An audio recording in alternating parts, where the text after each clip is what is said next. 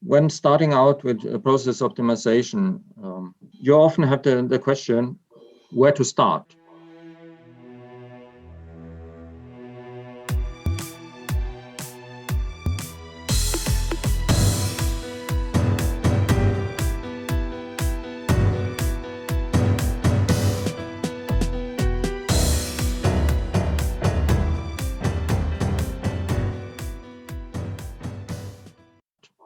And instead of trying to kick off at every point in the organization where we have or see the need for improvement, you can use what's known as the process map on management level to decide on which areas of your business system to focus on first. And in today's business, most organizations already have implemented process maps for their quality management systems.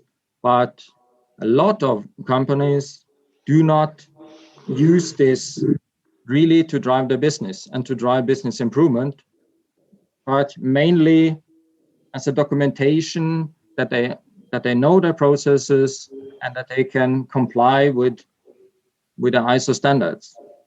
And this is where we mean that when you have to do something, then make the most out of it. So I'll come to the process map in a few seconds. What we like to show with that is that use it for a focused top-down approach for process improvement, for orientation on what areas to focus on first. And by doing so, you can also help improvement teams to focus on the right areas. And the second part of a process map, if it's designed to reflect your customer focus, then it also helps the organization, throughout the organization, to focus on core processes that add value for your customers. And basically, you can organize your processes in 3 groups: management processes, operational processes, or you can also call them the core processes, and supporting processes that are needed for operational processes. Here's one high-level example of a process map trying to display what I've just outlined. To the left, you start with the input from customer interested parties, their needs and expectations, and you try to capture that through your operational processes and finally meet customers' needs and drive their satisfaction.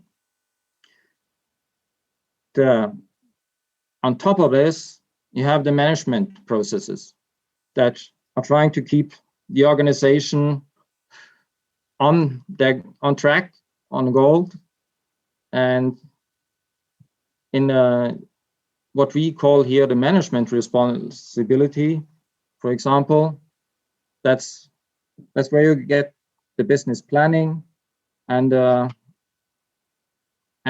goal tracking of the organization. Resource management, maybe human resources, maybe equipment, maybe finance resources that are needed. And finally, on the management process level, if you are tracking your performance, then you'll need measurement, analysis, and improvement initiatives.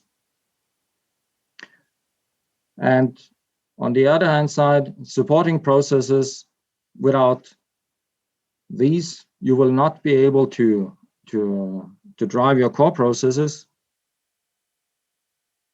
marketing, finance, accounting, and so on. This map, of course, will have to be individually detailed to each organization. This is one example for a typical example for an organization that is putting products or giving products to the customers.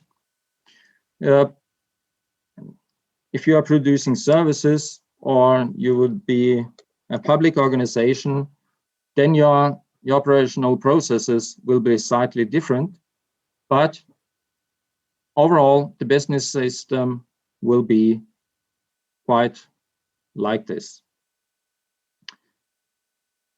What I also try to emphasize with a top-down approach is that each of these boxes, they do not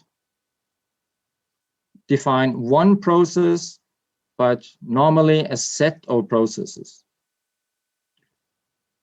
But to find out where you would like to put your focus, then you should start on this level. And for instance, if you would like to optimize your purchasing processes, then you start with a box purchasing.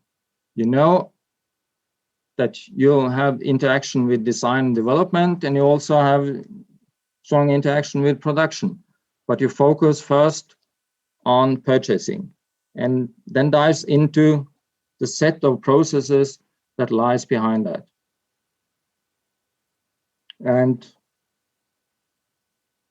this is what we have found being a key for successful implementation of process improvements. Not try to optimize, say, all the areas simultaneously, but focus on one area, get results, and then move to the next area.